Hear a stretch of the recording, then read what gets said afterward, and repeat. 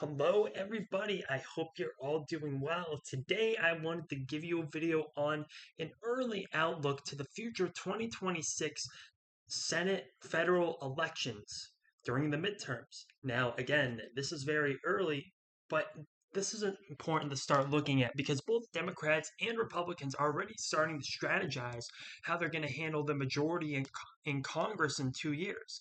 Democrats are looking to bring about a majority or increasing their influence in order to counteract the Trump agenda. And Republicans are looking to minimize any potential losses so that they can continue to have influence over legislation. So, first comes to first, I just want to provide a bit of context to the current state of the Senate. So, currently, there's 53 GOP seats, 47 Democratic seats. In the 2024 Senate elections, the GOP gained 4 seats. They gained them in the state of Ohio, West Virginia, Pennsylvania, and Montana. So the Republicans are in a pretty good position. And as you're about to see in the Senate elections for next cycle, the Republicans are going to be in a very favorable year. And let me demonstrate that real quick. So I'm going to just start filling out this Senate map uh, based on many of the Republican safe states that we can expect to go to the Republicans again. So these are pretty solidly Republican seats. You can maybe make the case for Iowa being safe. I will just put in the likely Republican column as for now, Joni Ernst is likely running for re-election in that seat, and I expect her to win pretty handily. Another seat that you could fill in likely for the Republicans. So Ohio. So Ohio in this case is actually going to be J.D. Vance's vacant seat. So what's essentially going to happen is Governor DeWine is going to appoint a Republican to the Senate pretty soon, and as long as that Republican is decently palatable uh, to run again, then I would expect the Republicans not to really have much of a problem in that Senate race. So, and I think I can also fill in the state of Texas. So John Cornyn is running for that seat. John Cornyn performs relatively well.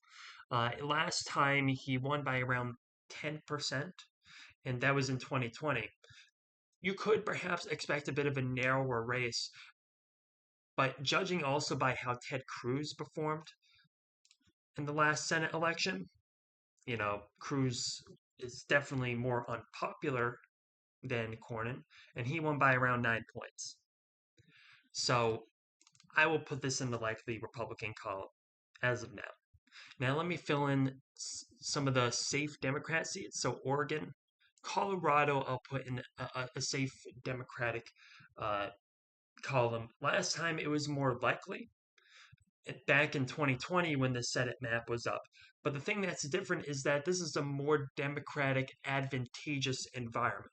So typically, what happens is that the midterms are typically a referendum on the incumbent party in some way. That could be more so in the House. It could be more so in the Senate, depending on the cycle. But this year would be more advantageous towards the Democrats because Trump would be the incumbent president. Uh, Let me also fill out Illinois. Illinois in the presidential race fell under 10 points, but I don't expect that to really change the shift of the Senate race here. I expect that to be pretty safe. I could also say the same for the state of Virginia, uh, Delaware, New Jersey, Rhode Island, Massachusetts. For some of the likely Democrat states, I will fill in New Hampshire. Now, last time around in 2020 when this seat was up, it went to the Democrats by around nine, actually more than nine, uh, more than 10 points. But given the shift that Trump created, maybe that you can put it a little bit under 10, but I expect it to be pretty good for the Democrats. Same for New Mexico. I don't expect that to shift at all, along with the state of Minnesota. I would expect that to be pretty likely Democrat. So then that leaves us with 4 seats left over, which will likely be the closest seats of this Senate cycle, that being in the state of Michigan, which Trump won in the 2024 election, Georgia, which currently has an incumbent Democrat who is likely the most vulnerable, Jon Ossoff. He won in 2020 in 2021 after the runoff election. He narrowly won. Now, Ossoff may be a bit better off this time because this environment will likely favor the Democrats, but that doesn't mean it's a guarantee. And there have been times where, in national environments, where Republicans were down, where they were actually able to gain Senate seats. So the Senate is inherently more favorable towards Republicans pretty much in recent history. So aside from Georgia, North Carolina, that could also be a good opportunity for Democrats if they're really looking to narrow the Republicans' advantage. And Maine is a bit of a toss-up. And it honestly depends what the incumbent senator does. So the incumbent Republican senator is Suzanne Collins. She performed relatively well uh, last time around in 2020 when she massively outperformed the polls and almost won the state by 10 points.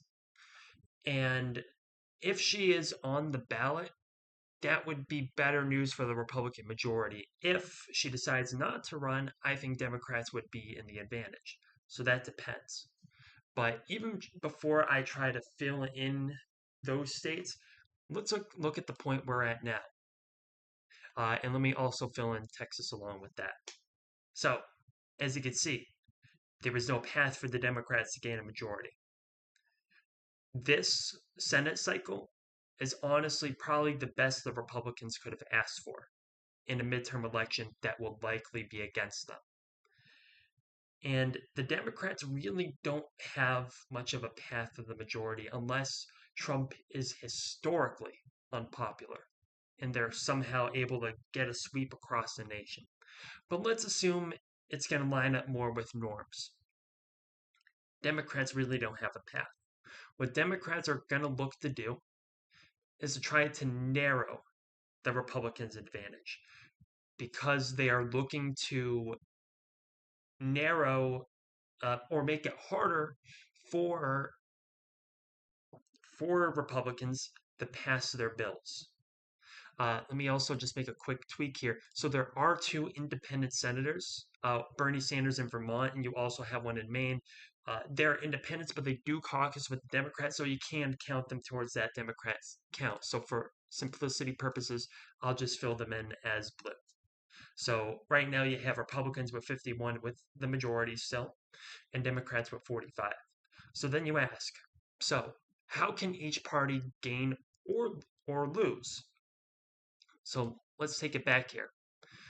So the best case scenario for the Democrats in this case would be they hold on to Michigan, which they very well could.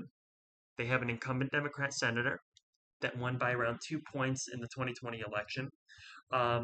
So they're in an environment where it's more favorable to them, maybe Gary Peters in the seat wins by around 3-4 points. We'll just say for argument's sake. They hold on to Georgia, which again, Trump won the state by a few points.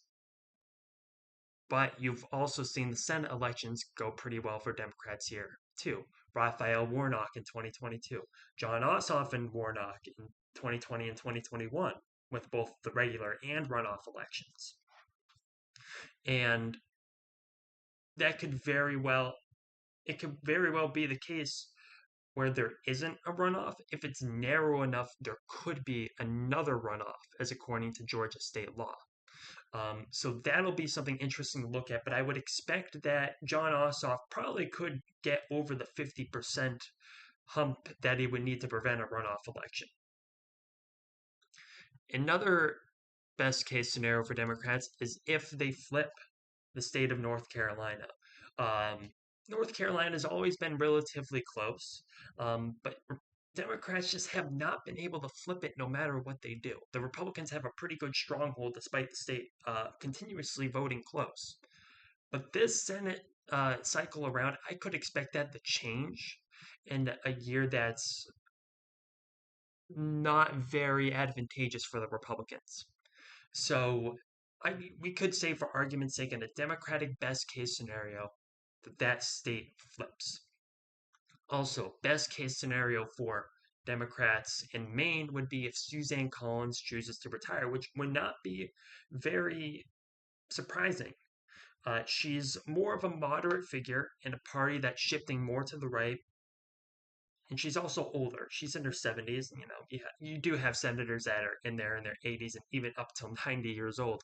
So she could choose to stay, or she could choose to leave. And if she chooses to leave, that's a big opening for Democrats. And they could win that state by a lean or likely margin, in my opinion. So where does that leave them? Let's say it's best case scenario. They win all those. They still fall short. They cut into the Republicans' lead by 2 seats, but Republicans still have the majority. Trump can still appoint whatever Supreme Court justices he wants. He still has certain advantages there, and the Republicans are very happy in this cycle. Now, what would potentially be a Republican best case scenario? Let's bring these back to the toss up. Let's say Suzanne Collins stays, and she wins by a lean margin. She probably wouldn't win as much as she did last time she ran, because this cycle isn't really in the Republicans' favor. She could win by a lean margin. Republicans could hold on in North Carolina. That's possible. And if they allocate the needed resources to the state of Georgia, because most of these states, keep in mind, they're not very contested. They could pour most of their resources in the state of Georgia. They could flip that state. That is very well possible. And I would expect Democrats, even in a worst case scenario, to hold on to the state of Michigan by a lean margin, maybe worst case scenario with tilt margin. But even then, I still expect Democrats to hold on to Michigan. So where does that lead us? Republicans actually gain a seat in the Senate. And if that happens, Democrats are going to have a real hard time gaining a Senate advantage for a while. It would be very hard in the structure for them to gain a Senate majority in the future. They'd probably have to wait a few cycles. But let's meet in the middle. What do I think is going to happen? I most likely think that, let's say, Suzanne Collins stays. Maine goes Republican.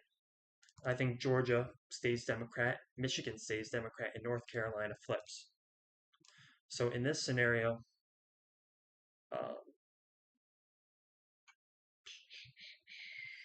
what am I missing here? Okay, Georgia. Republicans with the 52 Senate majority, Democrats with 48. So,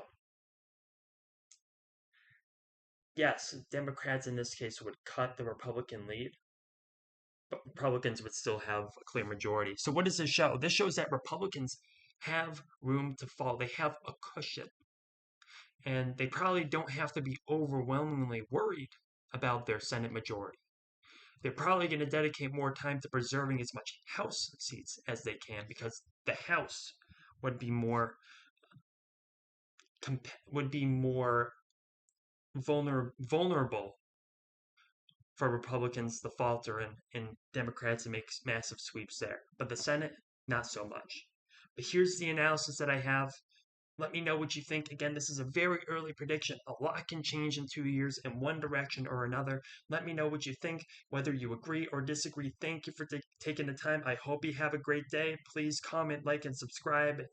Everything you can do to support this channel. Thank you.